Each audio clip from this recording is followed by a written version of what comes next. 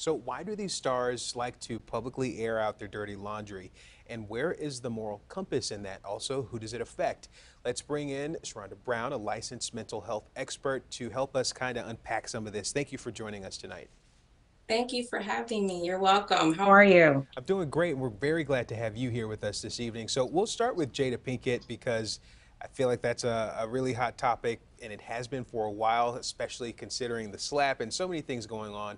First, why do you think so many of these stars are sharing so much of their personal lives with the public?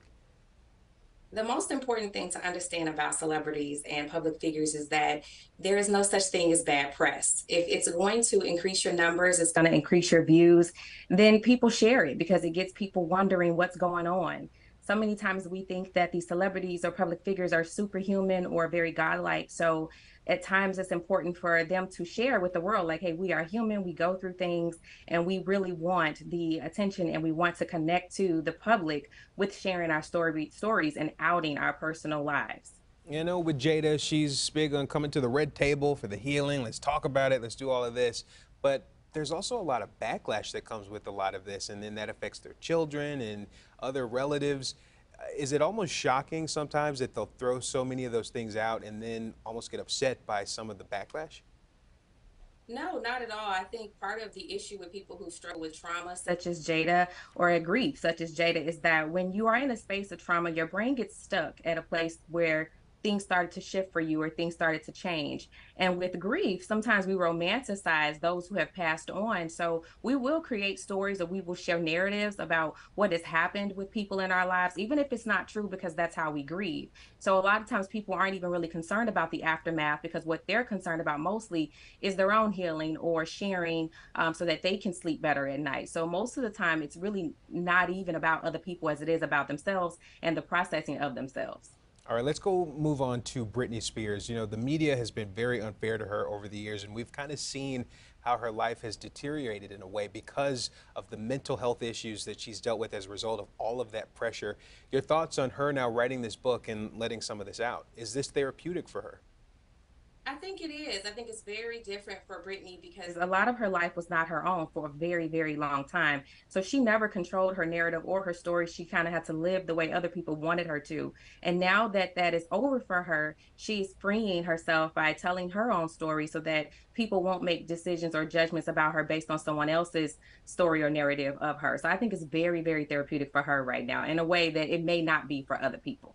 And what about the fandom? Because I know a lot of times, a lot of these stars, sometimes they don't want to have to necessarily address things, but the fans feel almost entitled to learn more.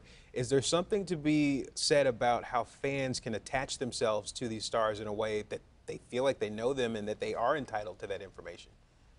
Well, people bond through intimacy, and the best way to build that is through conversation and sharing things about yourself. And when we're watching people in the public eye, whether it's the good things or bad things, people will connect to you based on what they believe they know of you. And then they'll become obsessed with the idea that this person's like me. We share the same problems, we share the same, surprises and aspirations, and they'll begin to see themselves in your life, so much so that they connect to it and become obsessed with the topic of the sort. So.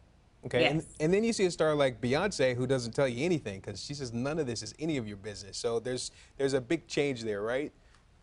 Not really, because she uses her music and her fans will still grab onto lyrics. They'll look for things that they can see to relate to her or to relate to her lifestyle. It doesn't matter what it is. They will take it and hold on to it if they can see themselves in it. And people, thrive off bonding. It's one of a human critical need is to bond with other people. So even if they never met the person, if you share the same color or sat at the same table, people will find a commonality to hold on to because it's a human need to bond and connect to other people.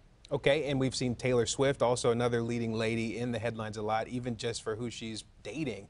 Um, Again, your thoughts on them sharing some of that information and then keeping some of it to themselves. They are entitled to do that. They are entitled, but I also think that when people have movies coming out, when they have books coming out, when they have shows coming up, it's important for them to become relevant. And what better way to become relevant than to put some personal business out there that you don't mind getting out there, but then take it back a little bit. Once your show has ended, or once the book has been sold, or once, the motive has been presented. So sometimes, it's really about business. more so than anything. But I don't think that people really care about the aftermath as they care about the freeing of themselves in the process of sharing things that they've been holding on to for so long. Yeah, something that we all can learn from. I guess we all need to just write a book and promote it and tell everyone, here's some business, go buy my book. All right, thank you, Sharonda Absolutely. Brown, licensed counselor with a private practice in Ferguson, Missouri. We are so glad to have you again. We thank you for your time. Thank you.